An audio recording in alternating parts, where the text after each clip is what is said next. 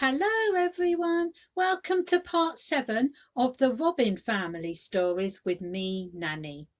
Well, if you remember in part 6, the Robin family were just coming back from their lovely holiday at Sandhopper Bay and they came home again.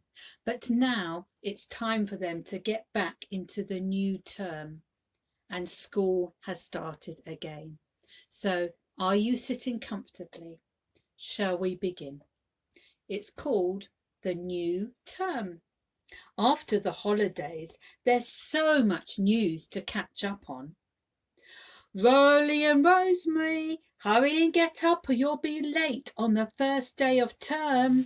Mrs. Rebecca Robin called up the stairs of Tree Stump House to her little son and daughter.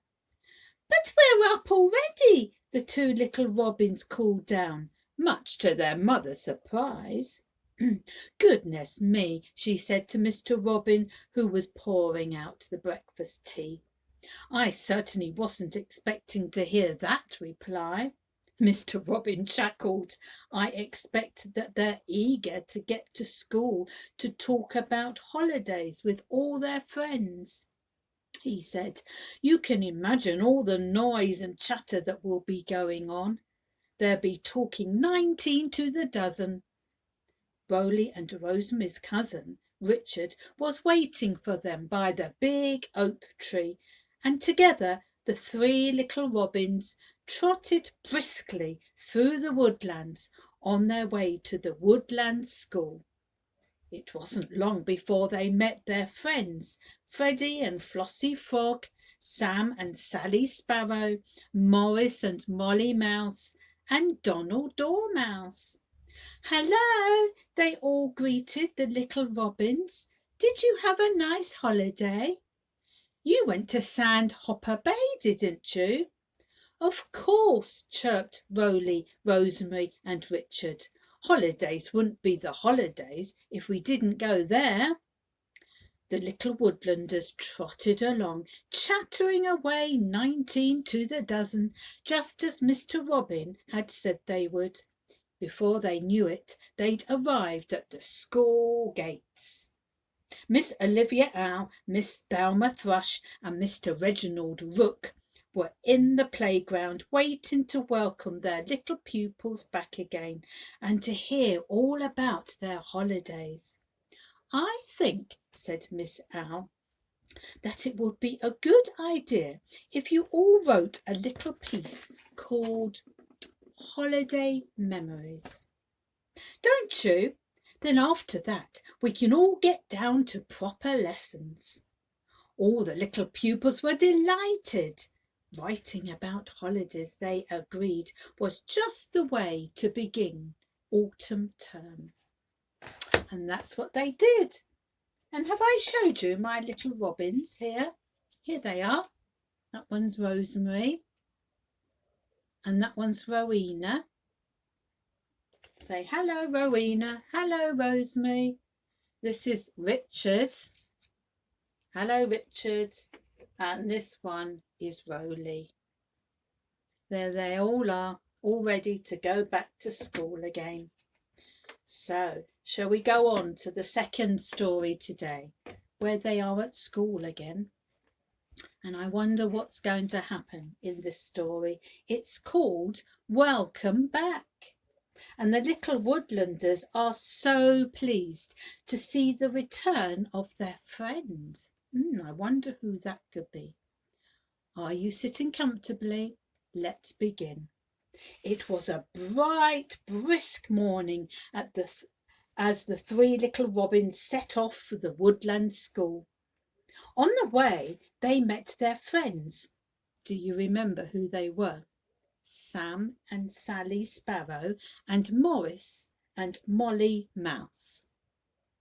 Guess who's coming back to school today? All 7 little woodlanders said to each other, and then they burst out laughing because they all said it at once. Well, chuckled Rosemary, who is it? Shall we all tell each other at once? And with that they cried, Donald Dormouse. It will be so nice to see him again, chirped Sam. Yes, and Donald is really looking forward to coming back to school, said Rosemary. Although I think if I were him, I'd prefer to stay at home all day. But the others were not so sure. If you stayed at home all day when everyone else was at school, it could be very lonely. After all, who would there be to play and talk to? Rowley thought about this for a minute and then decided that perhaps there was something in what they said after all. When the school bell rang and all the little woodlanders trooped into their classrooms, they were rather surprised to see that Donald's little desk was still empty. They were rather disappointed too, for they had been looking out for him all the way to school. They'd even wondered if perhaps he'd fallen asleep again. Just then Mr. Rook came into the classroom. "I am expecting Donald a little later," he announced, "as it is his first day back after his winter sleep. Miss Owl said he need not be in very first thing. Will you get out your geography books, please?" The lesson that followed geography was nature study, and Mr. Rook decided that it really was nice enough to spend part of the time out in the school garden. "Bring your notebooks and follow me," he told the class, and led them outside. The lesson had hardly started when there was a sound of pitter-patter, pitter-patter, pattering footsteps. And who should appear but Donald Dormouse, looking bright-eyed and wide awake. "Hello," he squeaked as he came running up. "I'm sorry I'm late, but it is so nice to be back." And that is our 2 stories for today. Did you enjoy them? I hope you did. Would you like to sing a song? How about one about the rain? After all, we had the pitter-patter of footsteps. You can also have pitter-patter of rain. Let's sing about a storm, shall we? I think we did that a few sessions ago. Are you ready? Because in the summer, we often have thunderstorms and rain. So if you do not have sticks like Nannie, you can use your hands. All right, ready? When I see the lightning, the thunder goes crash, the thunder goes crash, the thunder goes crash. When I see the lightning, the thunder goes crash, and the rain comes tumbling down. When I see the lightning, the thunder goes crash, the thunder goes crash, the thunder goes crash. When I see the lightning, the thunder goes crash, and the rain comes tumbling down. Well, that's the end of our stories for today. Thank you so much for joining me, and I hope you'll join me again for part 8 next time. But until then, it's goodbye from me, Nannie. Bye-bye.